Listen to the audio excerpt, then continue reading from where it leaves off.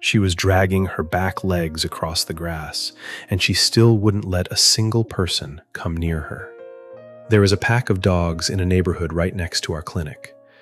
The residents there have been feeding them for years. One day they called us and said one of the dogs couldn't walk anymore.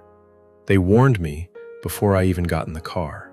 She was aggressive, they said, and she wouldn't let anyone touch her.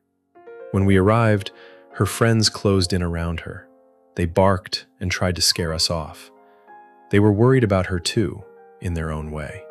So we didn't rush. We fed the other dogs first and spent time with them. Once they understood we weren't there to hurt anyone, they let us walk toward her. But she was another story. She was terrified of me, and she fought me for a long time. I had to change the ropes 3 times because she kept snapping them before I could get hold of her. I finally caught her, but even in the car, she kept chewing at the rope. She was one of the toughest animals I have ever handled. She couldn't walk, so I needed to see what was going on inside that hip. But getting her out of the car in that state was almost impossible. We decided to give her a sedative, if she would even let us. And then, something surprised me. While I was injecting her, she didn't attack. She was exhausted, and I think somewhere in there she understood that we meant her no harm. We took images of her hip. She had most likely been hit by a car. There was a small fracture in her hip, and the blood work worried me more than the fracture. A serious infection and kidney failure on top of it. This wasn't just a broken bone anymore. We started treatment for everything at once, and she stayed with us at the clinic. Her medications continued for about a month, and just as the neighbors had told us, her anger never really faded. Every single injection was a negotiation. I talked to her the whole time. "Don't be afraid. I won't hurt you."